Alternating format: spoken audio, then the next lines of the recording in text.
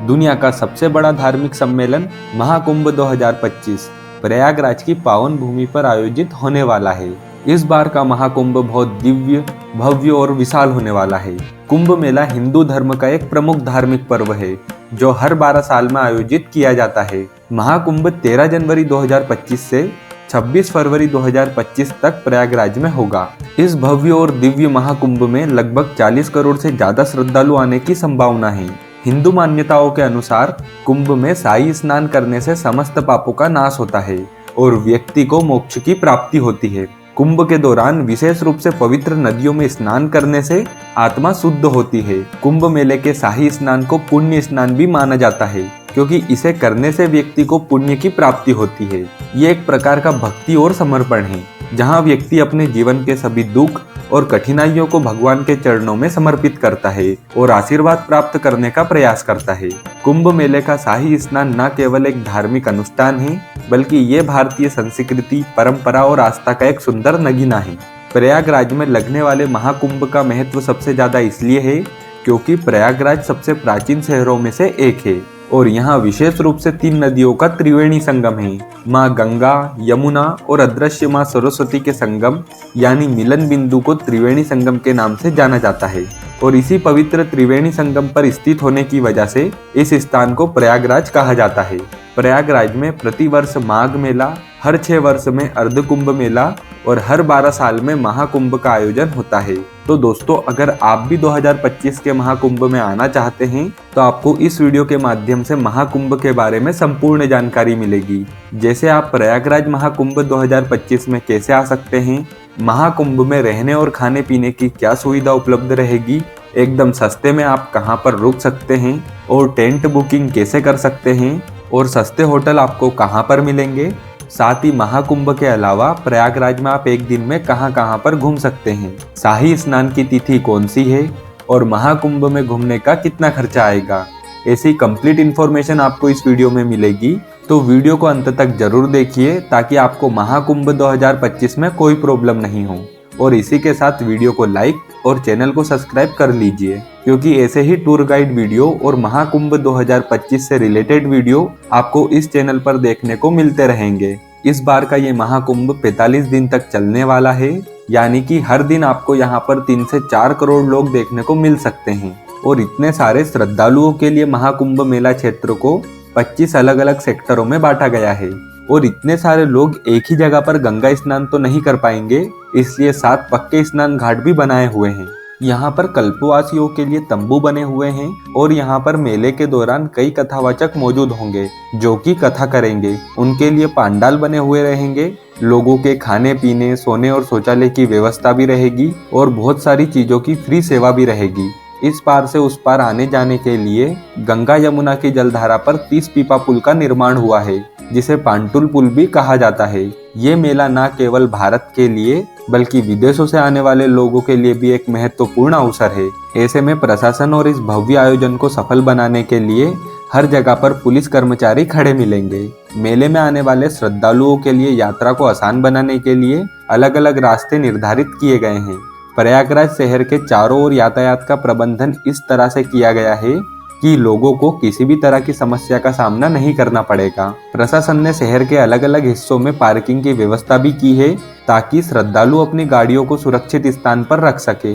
विशेष रूप से pick day यानी शाही स्नान वाले दिनों में जब सबसे ज्यादा भीड़ रहेगी और यातायात के लिए सिर्फ महाकुंभ में आने वाले लोगों के लिए पूरे देश भर से 3000 स्पेशल ट्रेन सहित 13000 से ज्यादा ट्रेन चलाई जाएगी और ट्रेन के साथ ही प्रयागराज में 7000 बस भी महाकुंभ के लिए चलेगी। इससे कुंभ में आने जाने के लिए कोई भी परेशानी नहीं होगी। अब बात कर लेते हैं प्रयागराज में कैसे पहुंचा जाए। देखिए, प्रयागराज में काफी सारे रेलवे स्टेशन बने हुए हैं जैसे Prayagraj junction, Prayagraj Rambagh, Prayagraj Sangam, Naini junction, Prayagraj शिवकी junction, Daraganj, Subedarganj, Bamroli और झांसी।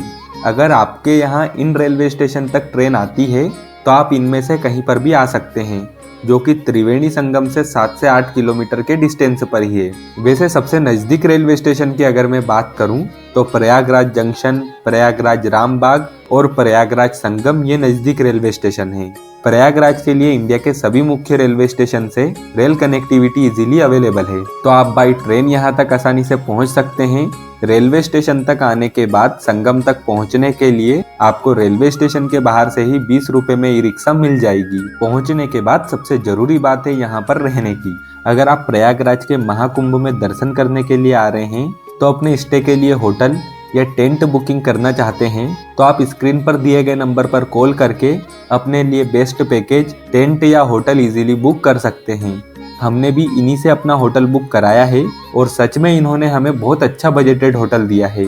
ये आपको बजट फ्रेंडली से लेकर लग्जरी ऑप्शन तक सभी तरह की फैसिलिटी और बुकिंग की सुविधा दे देंगे। आप बिना किसी टेंशन से अपनी बुकिंग इनसे करवा सकते हैं। आप कोशिश करें कि संगम के आसपास ही टेंट की प्री बुकिंग करें या होटल बुकिंग करें, और अगर त्रिवेणी संगम के आसपास टेंट बुकिंग नहीं हो पाती है तो आप होटल सिर्फ रामबाग या रेलवे स्टेशन रोड पर ही लेना, क्योंकि जितनी भी टूरिस्ट प्लेस है वो सभी रामबाग से 2 से 6 किलोमीटर की डिस्टेंस पर स्थित है। अब कुंभ मेले की महत्वपूर्ण तिथियों की बात करें तो 2025 में होने वाले महाकुंभ का आयोजन अत्यधिक भव्य होने वाला है। महाकुंभ जो भारत का सबसे बड़ा धार्मिक आयोजन माना जाता है, जिसमें करोड़ों श्रद्धालु देश विदेश से स्नान करने आते हैं और मोक्ष तथा पुण्य की डुबकी लगाते हैं। इस महापर्व में आस्था की डुबकी लगाने का हर एक स्नान विशेष महत्व रखता है, क्योंकि इन्हें धार्मिक दृष्टिकोण से बहुत ही पवित्र और लाभकारी माना गया है। स्क्रीन पर दिख रही डेट्स में महास्नान होगा प्रयागराज में। इन डेट्स में स्नान करना अपने आप में ही विशेष है और लास्ट स्नान भगवान शिव की आराधना के लिए बहुत ही महत्वपूर्ण माना जाता है, और इसी स्नान के साथ कुंभ का समापन भी हो जाएगा। एक बात का आप ध्यान रखें कि जिस भी दिन शाही स्नान होता है उससे एक दिन पहले प्राइवेट और पब्लिक व्हीकल की एंट्री बंद कर दी जाती है। अब आपको कुंभ की विशेष तिथियों और स्नान पर्व के बारे में पता चल गया है। अब हम जानते हैं प्रयागराज की कौन कौन सी प्लेसेस घूमने लायक है। सबसे पहले आपको संगम स्नान करना है, जिसके लिए नाव में बैठकर आपको त्रिवेणी संगम तक जाना होता है। त्रिवेणी संगम में आप गंगा नदी और यमुना नदी को मिलते हुए अच्छे से देख सकते हैं, लेकिन सरस्वती नदी अदृश्य है तो वो हमें दिखाई नहीं देती है। संगम में स्नान करने के बाद आप आ जाइए अकबर के किले में।